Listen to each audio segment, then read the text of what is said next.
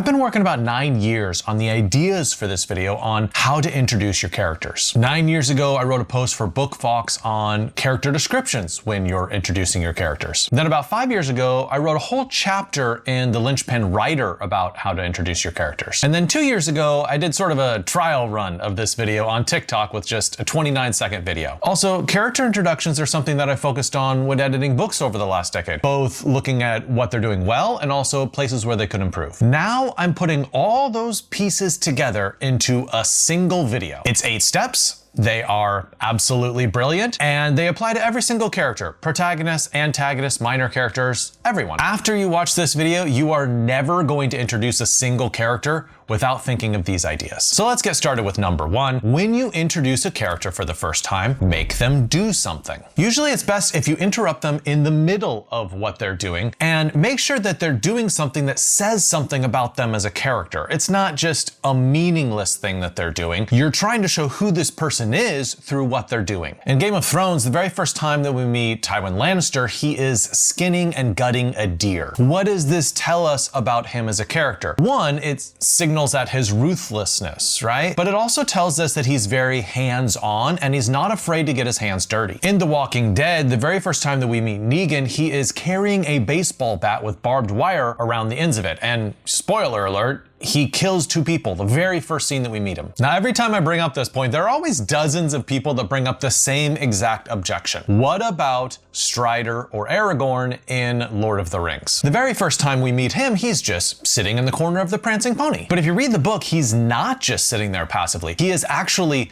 listening to the conversation and watching them very intently. So surveillance is definitely not doing nothing. And what's more, on the very same page, he immediately goes to Frodo and warns him of the danger of his friends being too loud. Now, I'm sure there are some exceptions that exist out there, but in general, it's a fantastic idea if you make your character do something when you show them for the first time. The second thing you should do when you're introducing a character is you should make them say something. Now, what I'm not talking about is just a throwaway line. You know, someone saying, "Oh, hey, how are you?" Or just this generalized greeting. You're looking for something that's memorable. You are looking for something that's quotable. You're looking for something that tells us something about this character. So the first lines of dialogue that a character says, it's actually so important I devoted a whole chapter to it in the Linchpin Writer. So let's look at the first line of Tywin Lannister in Game of Thrones. He says, "Attacking him was stupid. And Lannisters don't act like fools." So what does this show us about him as a character? One, he's kind of a savvy strategist. Like, he's thinking through things and is cautious about what moves he makes. 2, he's a pretty smart, canny character. This is nobody's fool. And then 3, he's very devoted to protecting the family honester, like the Lannister family name. For a second example, let's go back to Negan in The Walking Dead. What does he say for his very first line? "Pissing our pants yet?" It is such a short line, but I think it contains so much about him as a character. He is all about exerting power over others, and he's all about using fear as the mechanism by which he can control others. So when you're introducing a character for the very first time in your book, pay very close attention to the very first line of dialogue that they say. Look for dialogue that explains who they are as a character. Look for dialogue that might foreshadow what's going to happen in the future. Also, please leave a comment below with your favorite character's introduction and why it's so good. So this next point is honestly the most controversial one in this whole video, and it's also the hardest one to do. Number 3 is show this character's problem. Now, I'm not saying you need to spell out very clearly what the main problems of this new character are. That would be very difficult to do. But I think there is a way that you could hint at it, so someone coming upon your book for a second read would be like, it was there from the beginning. With Tywin Lannister, I think that we see that his obsession with control and manipulation over others, specifically in terms of his own family honor, ends up biting him in the butt. And with Negan, I think that his devotion to violence signals that, hey, you live by the sword, you die by the sword. But I'd like to bring up one more example here from Cormac McCarthy's Blood Meridian, specifically the way that he introduces the judge. The judge does something. He interrupts a revival tent meeting. He says something. He falsely accuses the preacher of being a pedo. And third, we learn the judge's problem. Because he basically represents Satan, he is fighting against faith and goodness and God for the entire rest of the novel. Now, before we get to point number 4, I'd like to say really quick that I am opening up some spots for developmental editing. So if you're interested in having me give you feedback and edits on your book, check out the link below. Now for this next point, I think it is the easiest one to do badly. It's number 4.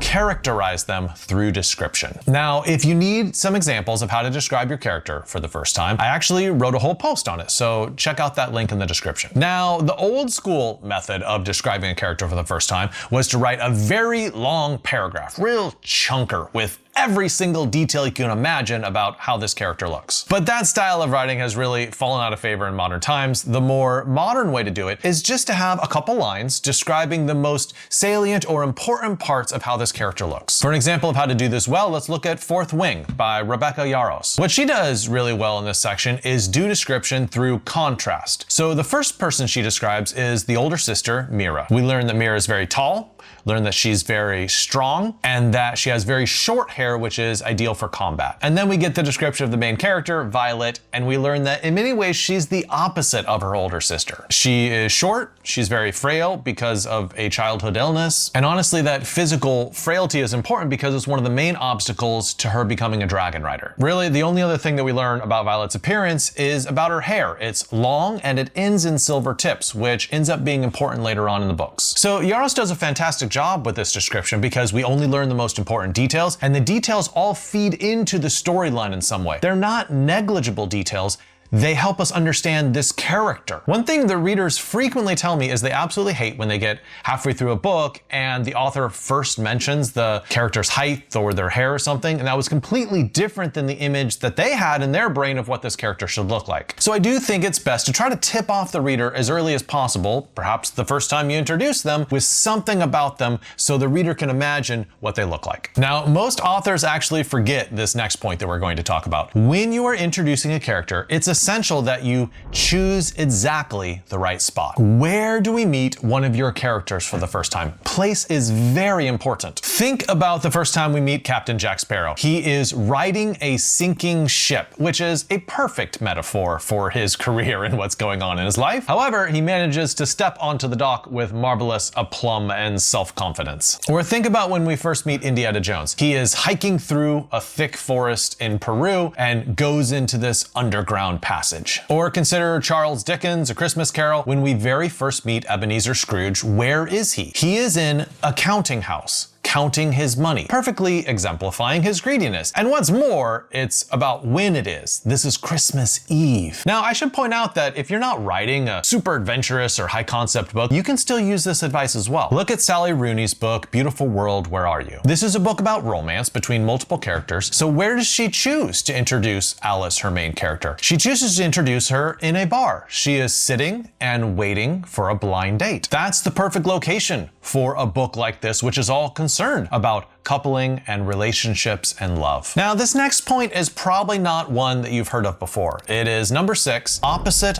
of their narrative arc. So when you're introducing a character, you have to think about how they're going to change over the course of this book or even over the course of, say, a series. And what you want to do is you want to introduce them in a way that's completely opposite of where they're going to end up. What that does is it makes their character arc even more extreme and more pleasurable for the reader to see that wild change. Let's look at Sokka in Avatar: The Last Airbender. So in the very first scene where we meet him, paddling through this frozen lake, he's introduced as this sexist, immature jerk. And that gives the authors a lot of room to have him change and transform over time. Now, I know this is really difficult for those of you who might not know how the end of your book is going to play out, but I think it is something to think about hard right now. How you introduce them affects how they're going to end up by the end of the book. Now, this next point really is about how authors frequently mess up when introducing their characters. And it is point number 7, avoiding common introduction mistakes. Now, the first mistake that I see really frequently is authors trying too hard to make their characters seem mysterious. And they'll say things like this to me: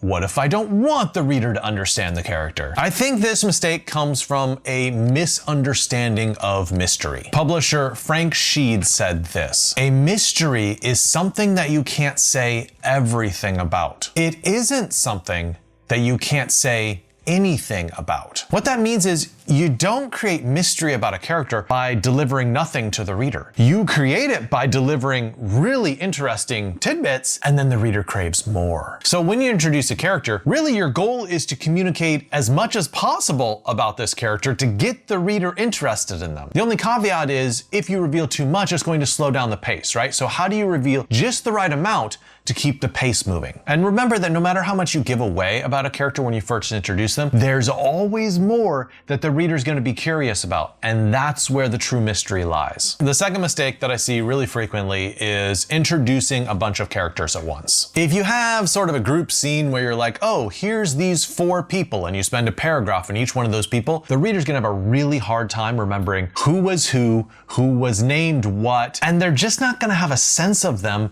as people. Please, when you're introducing characters, focus on one at a time. It's hard enough to introduce one single character really well. So if you throw in multiple characters, of course you're gonna fall on your face. And the third mistake that happens sometimes is they pass a mirror and introduce what they look like themselves. All right, this is so cliche that most authors realize that this is a terrible idea, but I wanted to throw it in there because, you know, these cliches persist, and that's not how you want to introduce a character. Now, for our 8th and final point, we're going to look at reintroductions. A reintroduction is simply when you need to introduce a character after it's been a long time since we've seen them last. For instance, how do you reintroduce a character in book 2 or book 3 or book 7? I think your goal is not to just repeat the most important information like you would with a first introduction, but to slip it in really naturally into the text, just to remind the reader, oh, that's what they look like. For an example of this, let's go back to Fourth Wing, specifically the sequel, Iron Flame. Now, if you remember, Violet had silver-tipped hair in this book. So how far do we get into Iron Flame before we are reminded of that silver hair? It's actually not until page 29, and it's not mentioned in a very explicit way,